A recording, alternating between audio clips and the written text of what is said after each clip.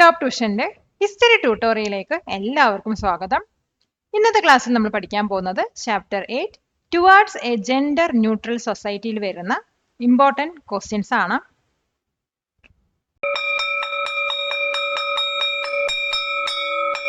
Question: what is the difference between sex and gender? സെക്സും ജെൻഡറും തമ്മിലുള്ള ഡിഫറൻസ് എന്താണ്?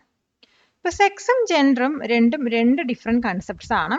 ഇപ്പൊ സെക്സ് എന്ന് പറയുന്നത് ഒരു കുട്ടി ജനിക്കുന്ന സമയത്ത് ആ കുട്ടി മെയിലാണോ ഫീമെയിലോ ആണോ എന്ന് തീരുമാനിക്കുന്നത് അല്ലെങ്കിൽ ഡിഫൈൻ ചെയ്യുന്നത് ആ കുട്ടിയുടെ ബയോളജിക്കലും ഫിസിക്കൽ ക്യാരക്ടറിസ്റ്റിക്സിന്റെ അടിസ്ഥാനത്തിലാണ്. ഇപ്പൊ ഇതിനെ നമ്മൾ സെക്സ് എന്ന് പറയുന്നു.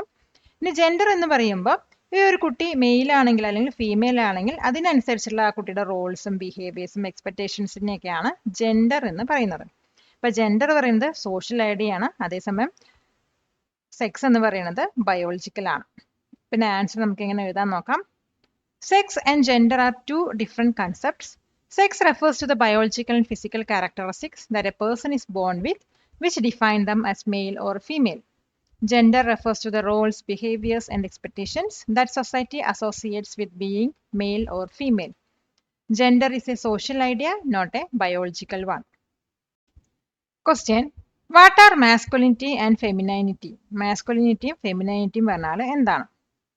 ഇപ്പൊ മാസ്കുലിനിറ്റിയും അതുപോലെ തന്നെ ഫെമിനൈനിറ്റിയും വന്നിട്ട് സൊസൈറ്റി വന്നിട്ട് ഒരു മെന്നിൽ നിന്നും വിമനിൽ നിന്നും എക്സ്പെക്ട് ചെയ്യുന്ന ബിഹേവിയേഴ്സ് ആണ്.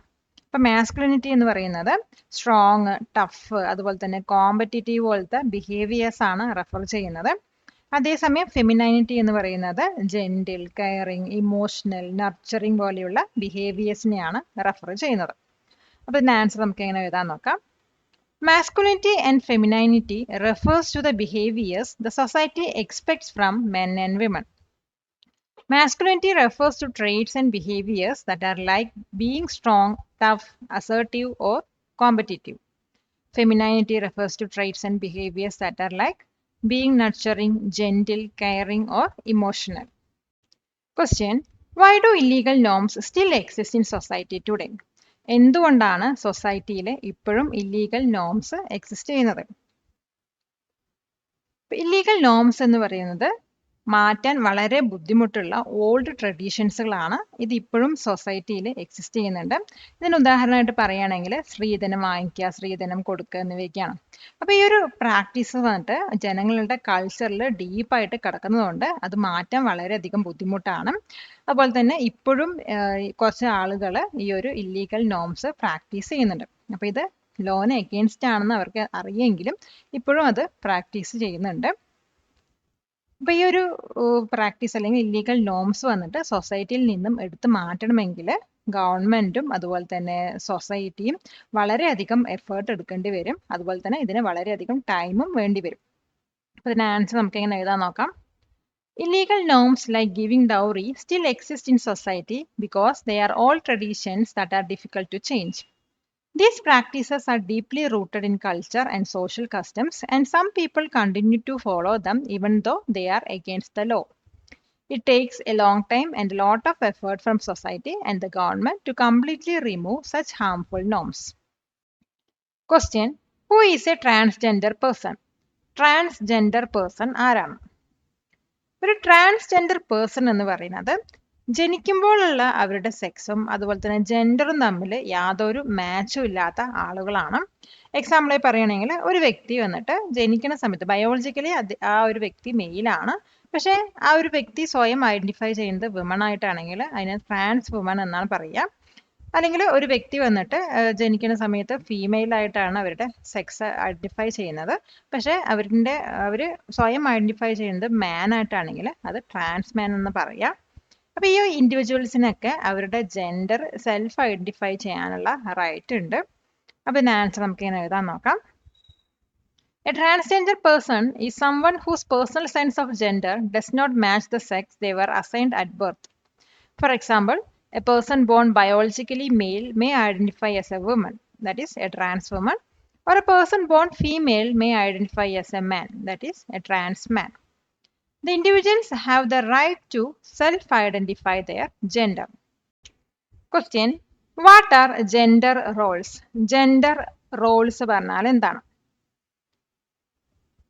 ജെൻഡർ റോൾസ് എന്ന് പറയുന്നത് ഒരു സ്ത്രീയിൽ നിന്നും അല്ലെങ്കിൽ ഒരു പുരുഷനിൽ നിന്നും സൊസൈറ്റി എക്സ്പെക്ട് ചെയ്യുന്ന ബിഹേവിയേഴ്സ് ആണ്.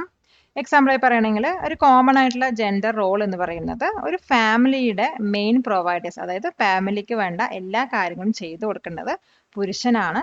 അതേസമയം ഫാമിലിയുടെ മറ്റ് ഹൗസ് ഹോൾഡ് കാര്യങ്ങൾക്കൊക്കെ റെസ്പോൺസിബിലിറ്റി ഏറ്റെടുക്കേണ്ടത് വിമൺ ആണ് എന്നാണ് സൊസൈറ്റി പറയുന്നത്.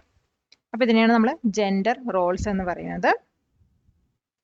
ജെൻഡർ റോൾസ് എന്ന് പറയുന്നത് സൊസൈറ്റി ക്രിയേറ്റ് ചെയ്തതാണ്, അത് നാച്ചുറൽ ആയിട്ട് വരുന്നതല്ല. അപ്പൊ ഇതിന്റെ ആൻസർ നമുക്ക് എങ്ങനെ എഴുതാൻ നോക്കാം. Gender roles are the set of social and behavioral expectations that a society considers appropriate for men and women. For instance, a common gender role is the idea that men should be the main providers for the family, while women should be responsible for household chores. These roles are not natural but are created by society. കൊടുക്കും തോറും ഏറിടും വിദ്യ തന്നെ മഹാധനം. ഈ video ഉപകാരപ്പെട്ടുവെങ്കിൽ share ചെയ്യൂ, like ചെയ്യൂ. Question: What was the social evil of Sati? Social evil of Sati പറഞ്ഞാൽ എന്തായിരുന്നു? ഇപ്പൊ സതി എന്ന് പറയുന്നത് ഇന്ത്യയിലെ ചില ഭാഗങ്ങളിൽ കാണപ്പെട്ടിരുന്ന ക്രൂവലായിട്ടുള്ള പ്രാക്ടീസ് ആയിരുന്നു.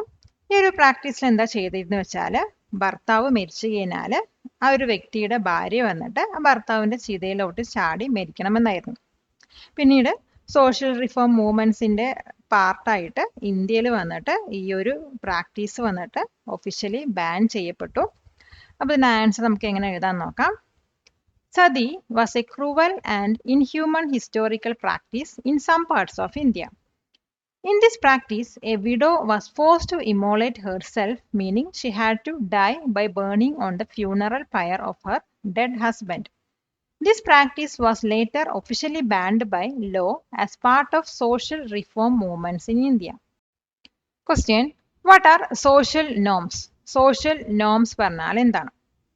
സോഷ്യൽ നോംസ് എന്ന് പറയുന്നത് ഒരു പർട്ടിക്കുലർ ഗ്രൂപ്പിൽ അല്ലെങ്കിൽ ഒരു സൊസൈറ്റിയിൽ ആളുകൾ എങ്ങനെ ബിഹേവ് ചെയ്യണം എന്നുള്ള എഴുതപ്പെടാത്ത റൂൾസുകളാണ്. അപ്പൊ ഇത് ഒഫീഷ്യൽ ലോസ് ഒന്നും അല്ല. ഇതിന് എക്സാമ്പിൾ ആയിട്ട് പറയുകയാണെങ്കിൽ ആളുകളെ കാണുമ്പോൾ ഗ്രീറ്റ് ചെയ്യാം, അതുപോലെ താങ്ക് യു പറയാ, എൽഡേഴ്സിനെ റെസ്പെക്ട് ചെയ്യുക എന്നിവയൊക്കെയാണ്. അപ്പൊ ഇതിന്റെ ആൻസർ നമുക്ക് എങ്ങനെ എഴുതാൻ നോക്കാം. Social norms are the unwritten rules about how people should behave in a particular group or society. They are not official laws but are widely accepted beliefs and attitudes. Examples of social norms include greeting people, saying thank you, and respecting elders. Question: What is a stereotype? Stereotype പറഞ്ഞാൽ എന്താണ്? Stereotype എന്ന് പറയുന്നത് particular group of പീപ്പിളിനെ കുറിച്ചിട്ടുള്ള unfair അല്ലെങ്കിൽ തെറ്റായ ധാരണകളാണ്. Stereo type വന്നിട്ട് occupation ബേസിസിലാവാം, അല്ലെങ്കിൽ cast basis ആവാം, അല്ലെങ്കിൽ റിലീജിയൻ ജെൻഡർ ബേസിസിലാവാവുന്നതാണ്. പിന്നെ എക്സാമ്പിളായി പറയുകയാണെങ്കിൽ അപ്പോൾ ഒരു ഐഡിയ ഉണ്ട്, women are not good at മാത്സിന്, എല്ലാ സ്ത്രീകളും മാത്സിൽ അത്ര അറിവുള്ളവരല്ലാന്ന്. പക്ഷെ ഇത് നമുക്ക് തെറ്റായ ധാരണയാണ്. കാരണം എന്താ, എല്ലാ സ്ത്രീകളിനെയും നമുക്ക് അങ്ങനെ പറയാൻ പറ്റില്ല. അപ്പൊ ഇതിന്റെ ആൻസർ നമുക്ക് എങ്ങനെ എഴുതാൻ പറ്റും നോക്കാം. A stereotype is a widely held but oversimplified and often unfair belief about a particular group of people. Stereotypes can be based on things like gender, religion, caste, or occupation.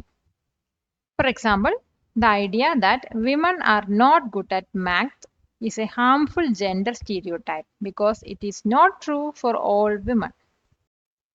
Question: What is the role of family and educational institutions in reinforcing stereotypes?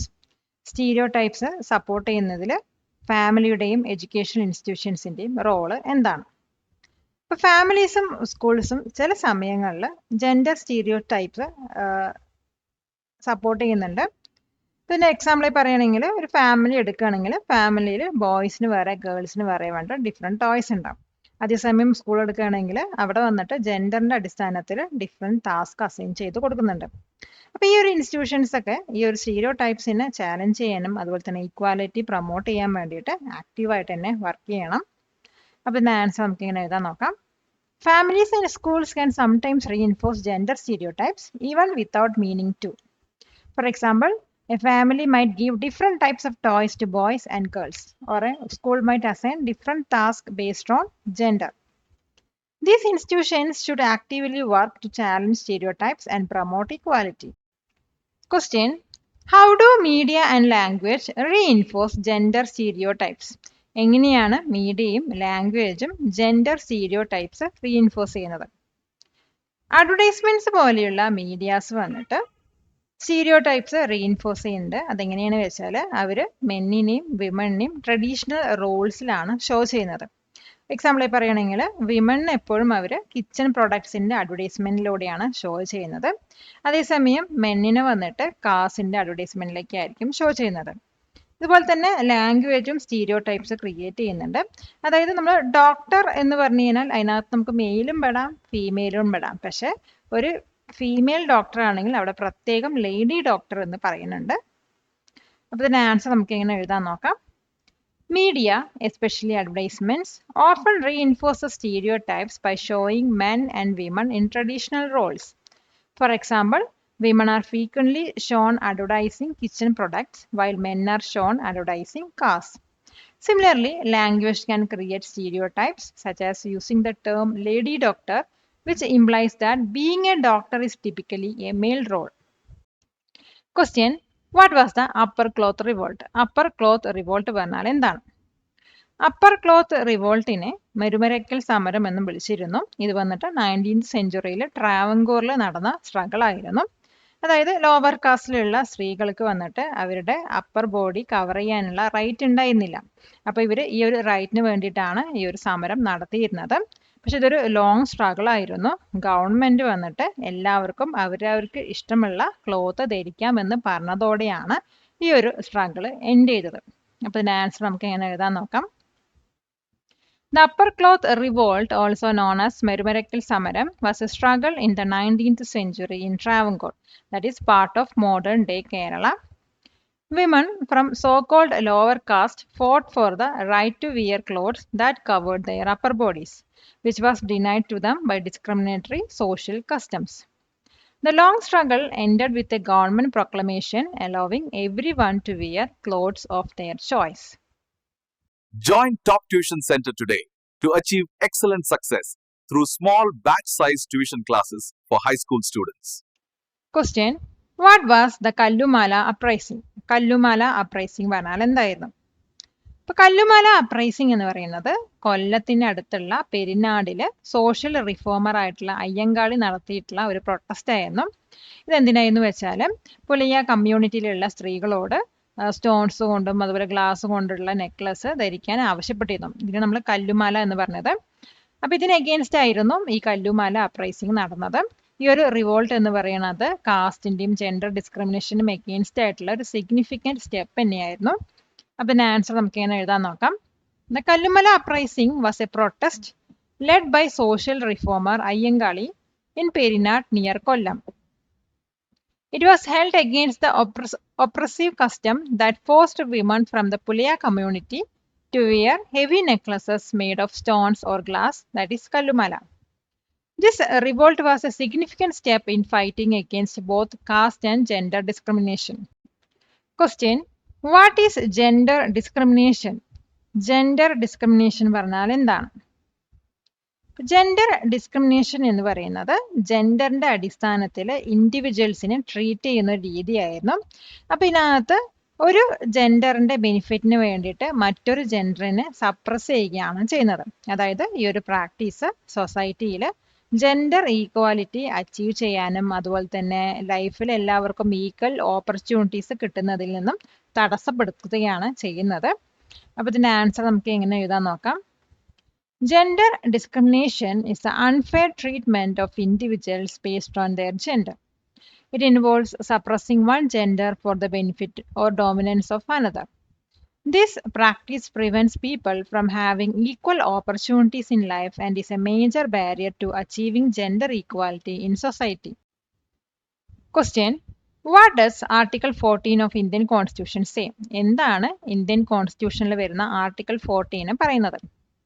ഇപ്പോൾ Indian കോൺസ്റ്റിറ്റ്യൂഷനിലുള്ള article 14 വന്നിട്ട് ഒരു fundamental right ആണ്. ഇത് എല്ലാ സിറ്റിസൺസിനും equality ആണ് guarantee ചെയ്യുന്നത്. ഈ ഒരു ആർട്ടിക്കിൾ എന്താ പറയുന്നത് വെച്ചാൽ ലോന്റെ മുന്നിൽ ഓരോ വ്യക്തിയും ഈക്വൽ ആണെന്നും കൺട്രിയുടെ ലോ പ്രകാരം എല്ലാവരിനെയും ഈക്വൽ ആയിട്ട് തന്നെ ട്രീറ്റ് ചെയ്യണമെന്നാണ്. പിന്നെ ഈ ഒരു ആർട്ടിക്കിൾ എന്ന് പറയുന്നത് ജെൻഡർ ബേസിസിൽ യാതൊരു ലീഗൽ ഡിസ്ക്രിമിനേഷനും ഇല്ല എന്ന് എൻഷുർ ചെയ്യുന്നുണ്ട്. പിന്നെ ആൻസർ നമുക്ക് എങ്ങനെ എഴുതാൻ നോക്കാം. Article 14 of the Indian Constitution is a fundamental right that guarantees equality to all citizens. It states that every person is equal before the law and should be treated equally by the laws of the country. This article is a cornerstone for ensuring that there is no legal discrimination based on gender. What does Article 15 of the Indian Constitution state?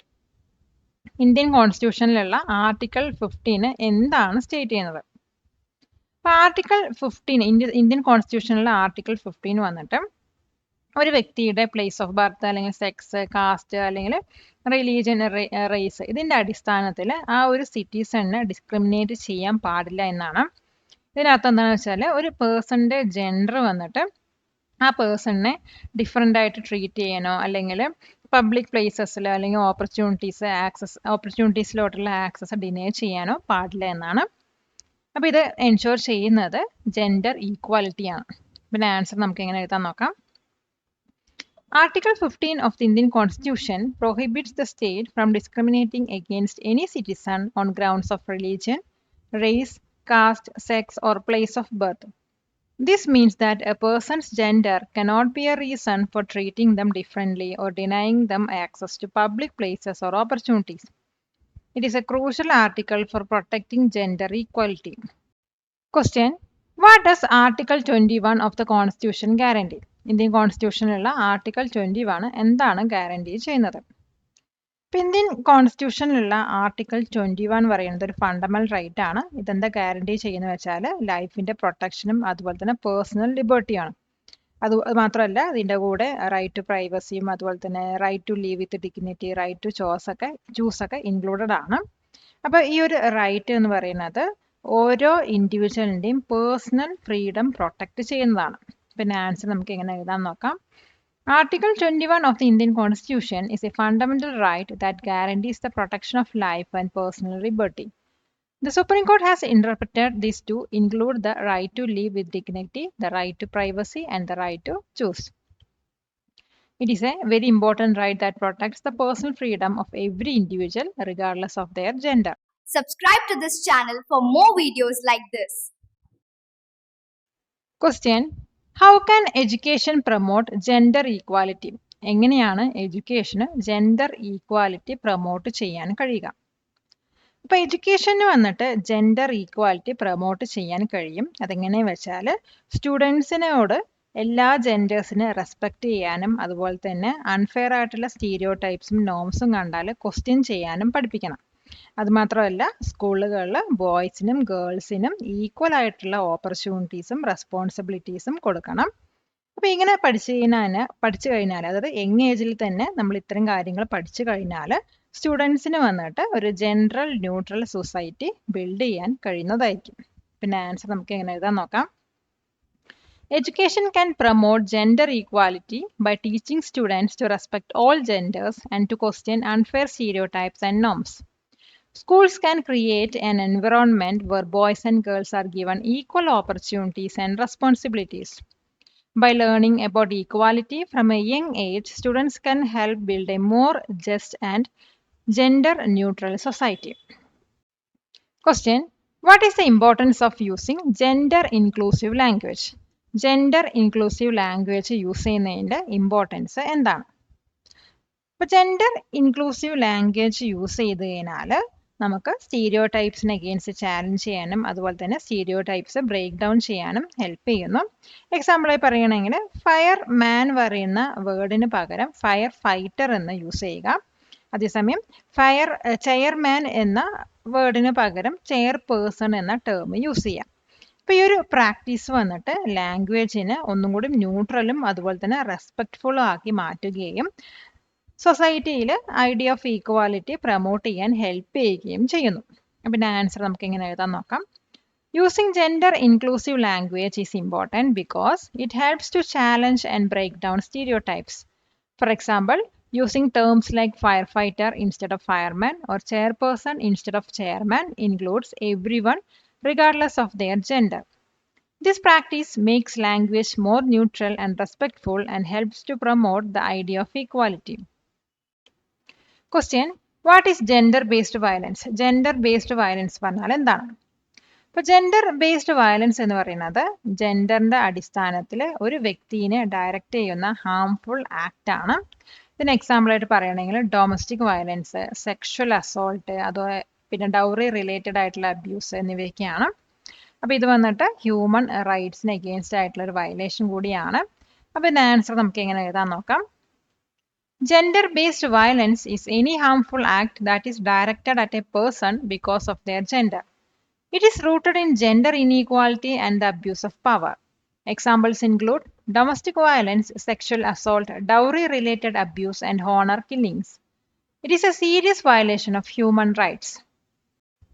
Question: What is untouchability and how was it abolished? Untouchability പറഞ്ഞാൽ എന്താണ്, അതെങ്ങനെയാണ് abolish ചെയ്തത്?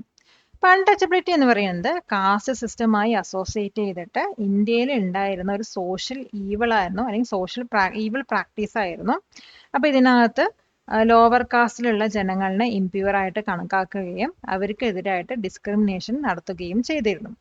അപ്പോൾ ഈ ഒരു practice വന്നിട്ട് Indian constitution article 17 പ്രകാരം abolish ചെയ്യുകയും അൺടച്ചബിലിറ്റി അല്ലെങ്കിൽ ഒഫൻസസ് ആക്ട് ഓഫ് 1955 പ്രകാരം ഇതൊരു പണിഷബിൾ ക്രൈമാക്കി മാറ്റുകയും ചെയ്തു. അപ്പോൾ ഇതിന്റെ ആൻസർ നമുക്ക് എങ്ങനെ എഴുതാൻ നോക്കാം. Untouchability was a cruel social evil in India associated with the caste system. It involved treating people from so-called lower caste as impure and discriminating against them. This practice was officially abolished by Article 17 of the Indian Constitution and the Untouchability Offences Act of 1955 made it a punishable crime. Next നമ്മൾ പഠിക്കാൻ പോകുന്നത് one word questions അല്ലെങ്കിൽ fill in the blanks type questions-കളാണ്. Question: The biological characteristics that define males and females are called dash. Answer: sex. Next question: The social, cultural, and psychological characteristics associated with being male or female are called dash. Answer: gender. Next question: The lifelong process of learning the values and practices of a society is known as dash. Answer: socialization. Next question: A social status that an individual gets by birth is a dash status. Answer: ascribed status. Next question: A social status achieved by an individual's own ability and choice is a dash status. Answer: achieved status. Next question: The system of placing individuals into different hierarchical layers in society is called social dash. Answer: stratification. Next question: Societal expectations about what men and women should do or how they should behave are known as gender dash. Answer: roles. Next question: The cruel historical practice of a widow immolating herself on her husband's pyre was called dash. Answer: sati. Question: Unwritten rules about acceptable belief and behaviors in a society are known as social dash. Answer: norms. Next question: An oversimplified and generalized assumption about a group of people is a dash. Answer: stereotype.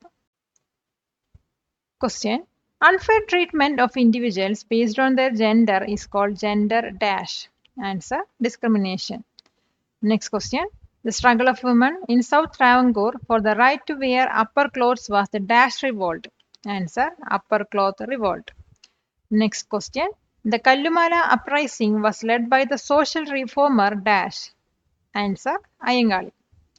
Next question: Article dash of the Constitution of India ensures that all individuals are equal before the law.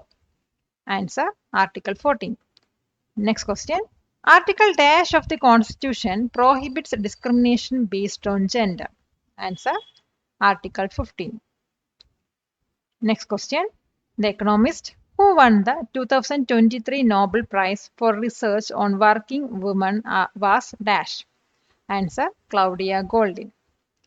Next question: A person whose gender identity does not correspond with the sex assigned at birth is called a dash person. Answer: transgender person. Next question: The practice of dash was abolished by Article 17 of the Indian Constitution. Answer: untouchability. Next question. The Indian Parliament abolished sati through an act passed in the year dash. Answer: 1987. Next question. Dash characteristics define males and females. Answer: biological. Palakkad നിവാസികളെ ഞങ്ങളുടെ class room ട്യൂഷനിലേക്ക് സ്വാഗതം ചെയ്യുന്നു. മറ്റൊരു വീഡിയോയുമായി വീണ്ടും കാണാം.